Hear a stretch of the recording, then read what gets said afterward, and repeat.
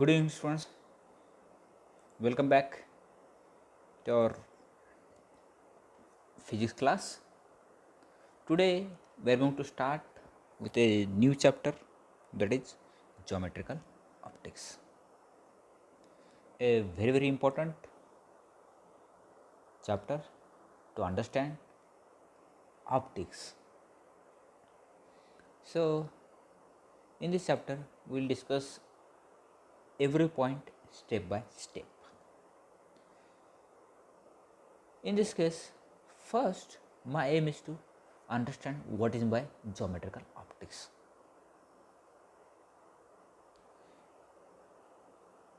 A geometrical optics is a branch of optics where a light is described by rays. Okay, that light rays are considered as a geometrical lines originating from a source extending through a media and being revealed by detector. Their direction account for path along which light flows.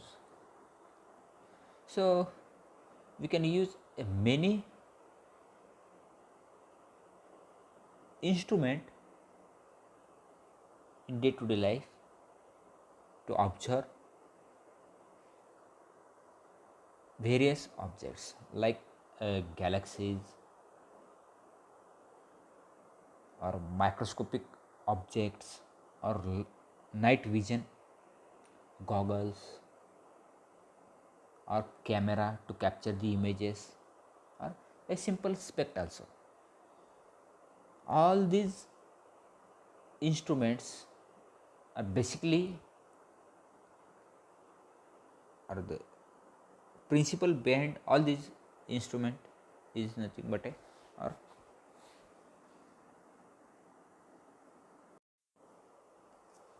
optical instruments like telescope, camera, lenses, microscope, and so on. So,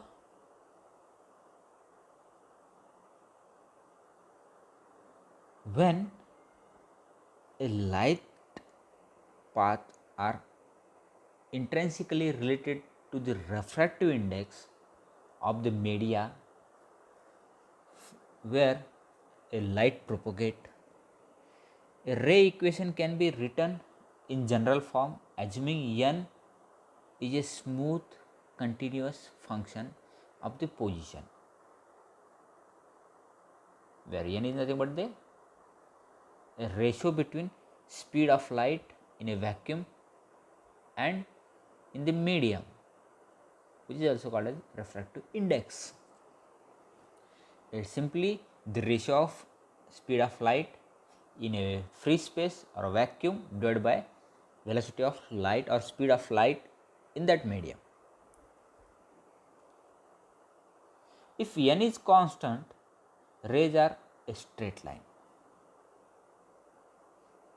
Rays are a straight line. There is no distortion in the light. If discontinuity is in the refractive index due to the interface between different media result in deviation of rays, and that named as refraction, and we can understand or we can observe that deviation of light when it moves from one medium to the another medium, because due to the refractive index. So let us start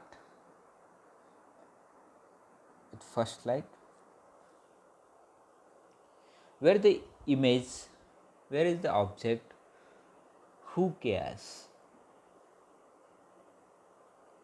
These are the questions which arises in your mind. I am trying to give answers of all that questions. So let us start with one by one questions.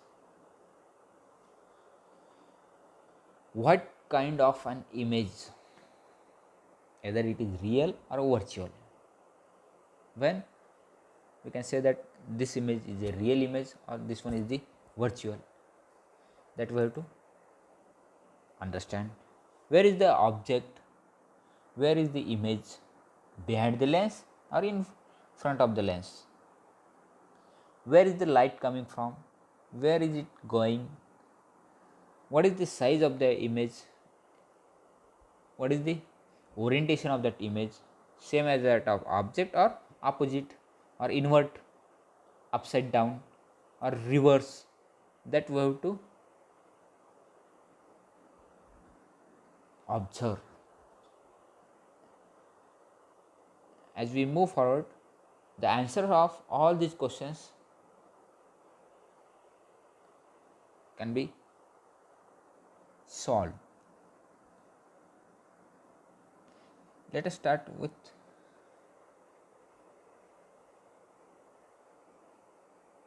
one question. Sorry, there is some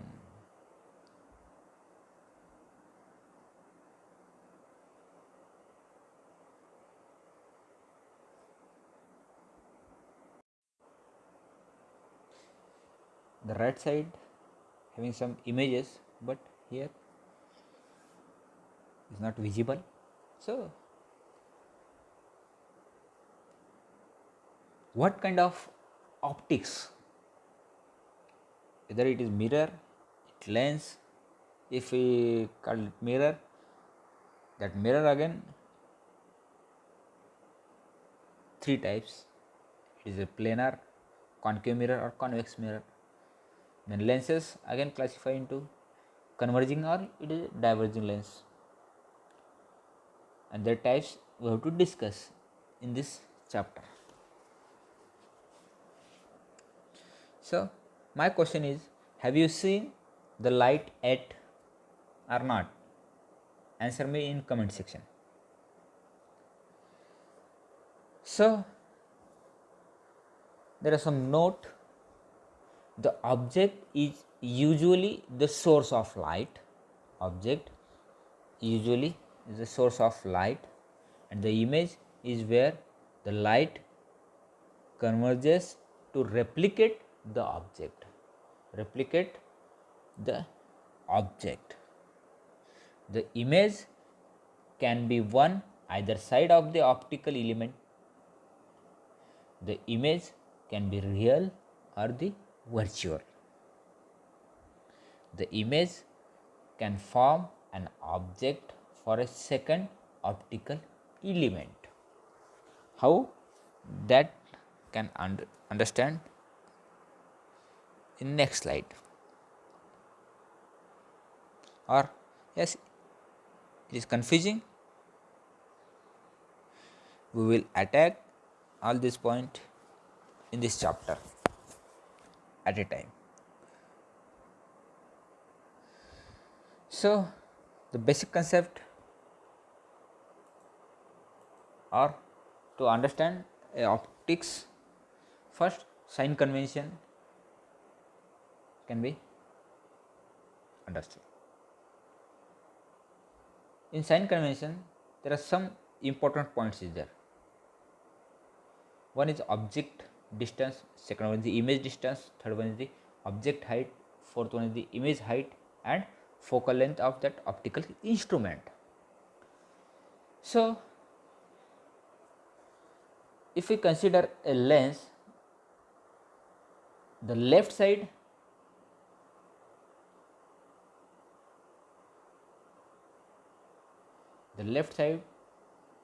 is negative, right side is positive, upside is positive and downside is negative. For our convenience, if we draw a line in which one is positive x axis, another if we draw a two dimensional plane, xy plane, in which right part is the plus x left part is negative x, upper part is positive y, and lower part is negative y. We are using that sign for our convenience to understand how image can be formed throughout a optical instrument. So, to calculate correctly, we need to find whether it is a positive or negative. The distance from the object to the lens or mirror is called as object distance. It is positive if it is on the same side of the optical element as the incoming light. Otherwise, it is negative. It is denoted by S, denoted by symbol S. The distance from the image to the lens mirror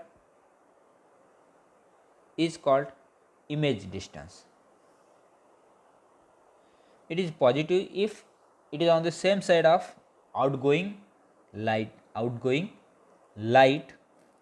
It is denoted by a symbol S prime, or otherwise it is negative if it is opposite side of outgoing light.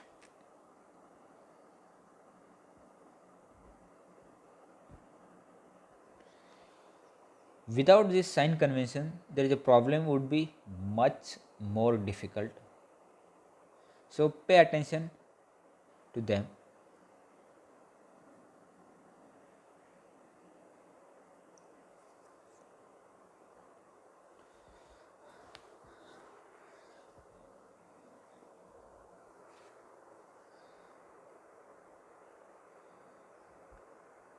The focal length of convex lens is positive. Focal length of a concave lens is negative. Why? That we have to discuss in next slide or coming slide. Since the object is always in front of the lens, object distance is always negative. Object is always in front of the lens, that's why object distance is always negative. If a real image is formed, that image is formed on the right side, so image distance is positive.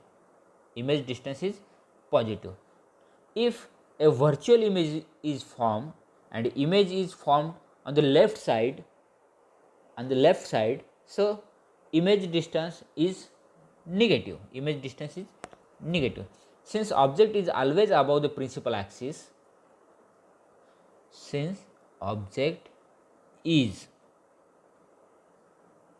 always above the principal axis, object height will be positive.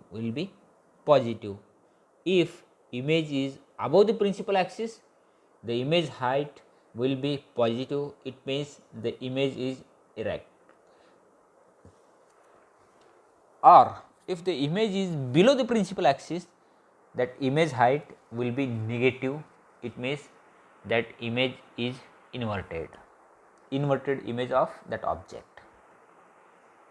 So these are the some points related with this sign convention to better understand optics, geometrical optics.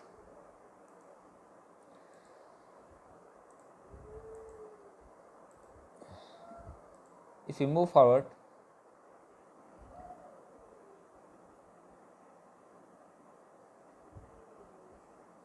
if we see this image, object in the left side, image in the right side, both object and image is above the principal axis. That's why both are positive.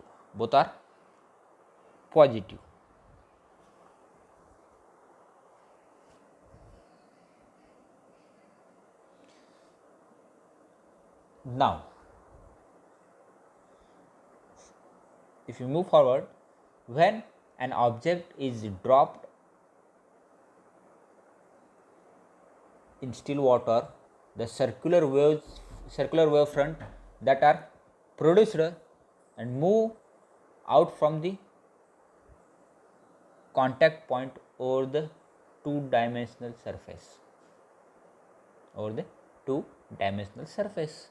A light source emits light uniformly in all directions of the three-dimensional world.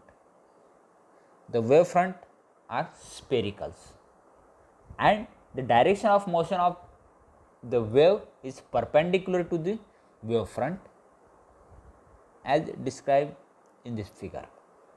This straight line path shown by the arrow is called as a ray, and that overall diagram is a ray diagram.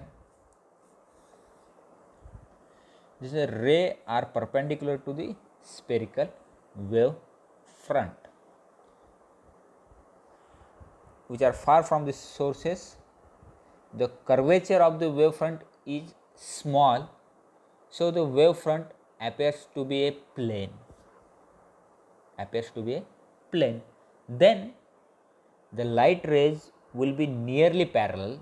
Rays from the sun are considered to be parallel when reaching the earth.